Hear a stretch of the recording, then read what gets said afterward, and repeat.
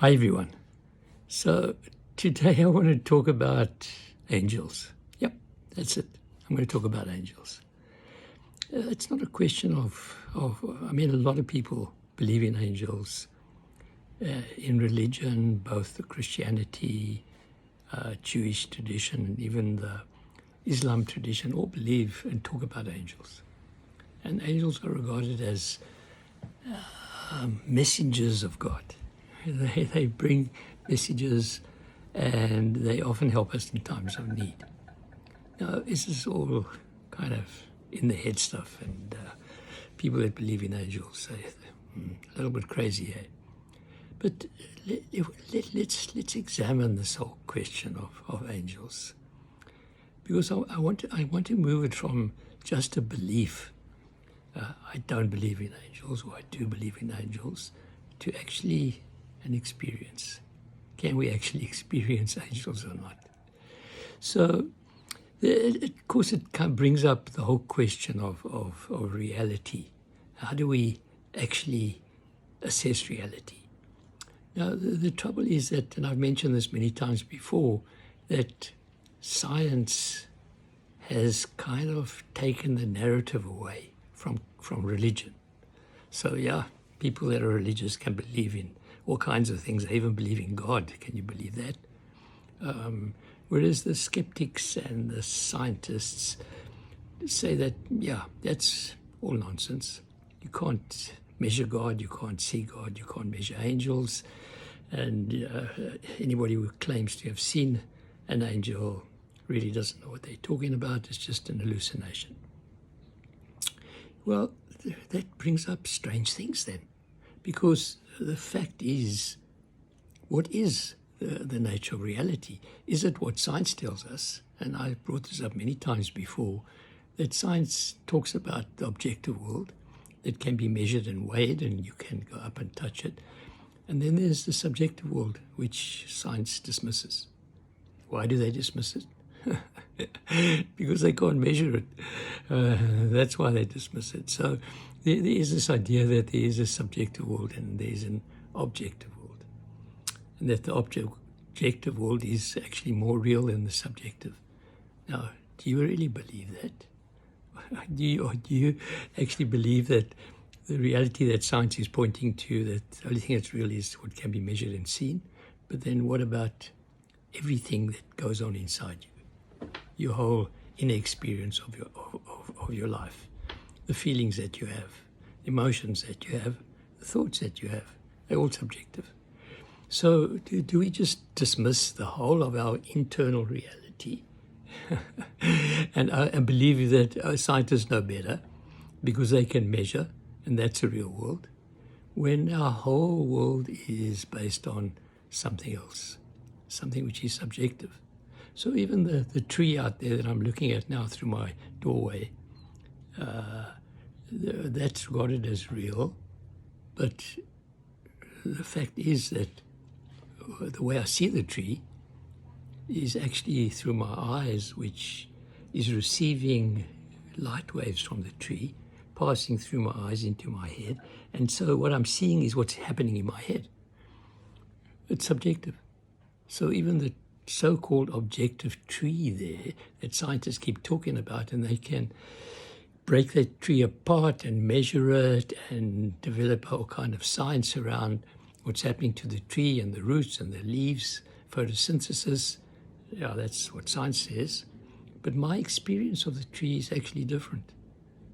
That particular tree that I'm looking at out there has got a particular quality to it that's very different to the oak trees on the other side.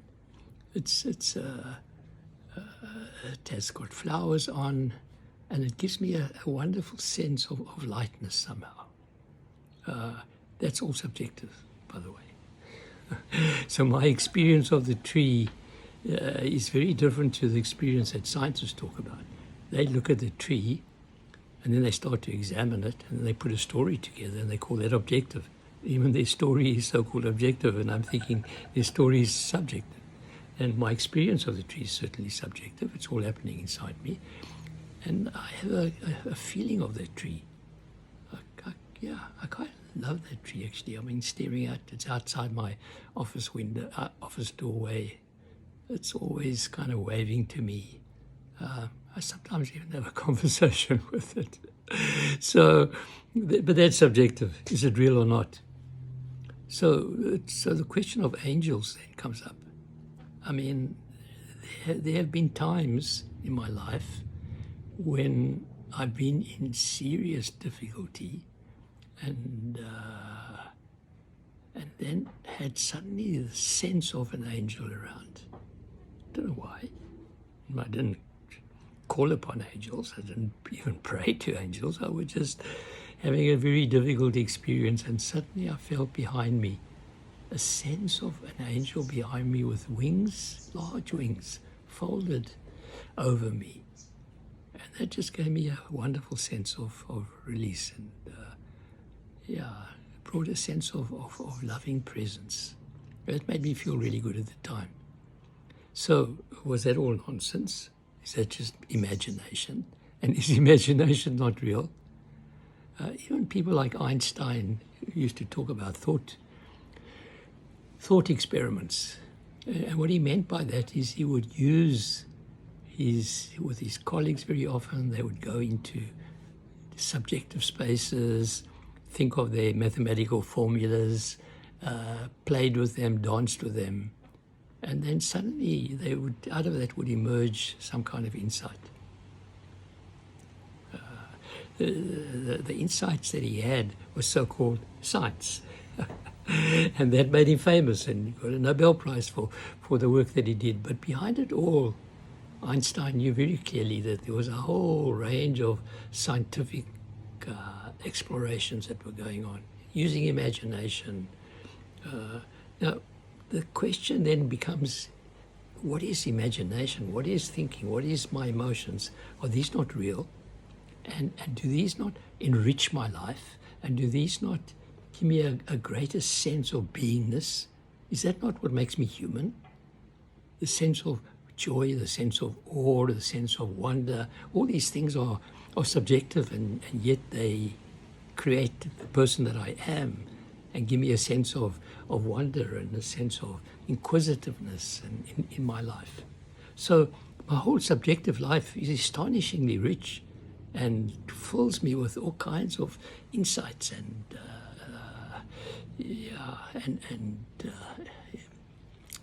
a way of approaching life in a way that people that are totally materialists and only see what they can measure and touch as real. I mean, what a boring life that is. When they could enrich that life and bring angels even into their life again. So I'm not saying that angels have a physical presence. I mean, any more than my thinking has a physical presence, or my emotions and my feeling self has a physical presence.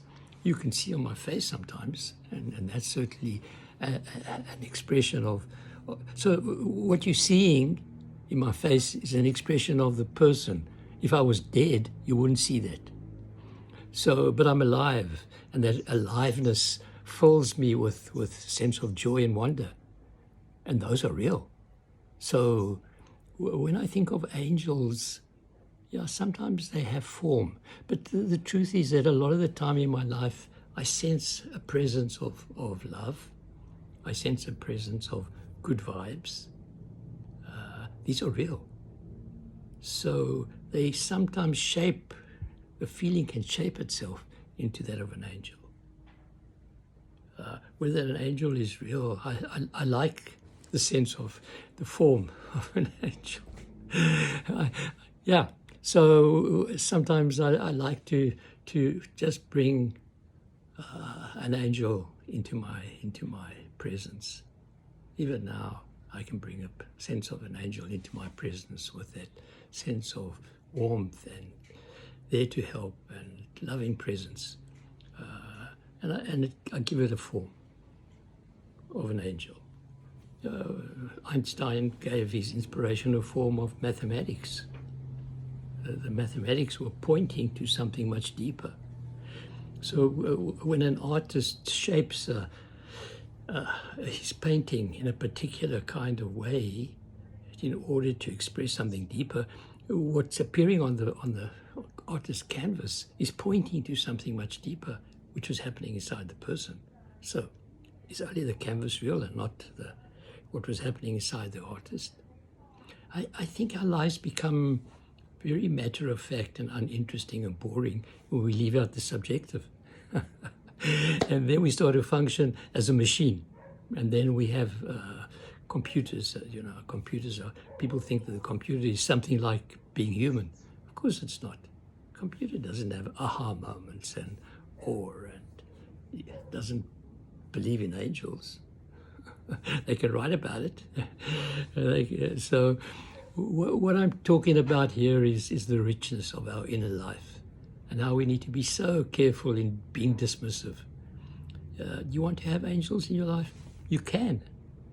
Just give that internal exploratory feelings and knowingness, give it a shape. Give it a shape of an angel. And you'll find that angels will come more and more into your life. Have a good day.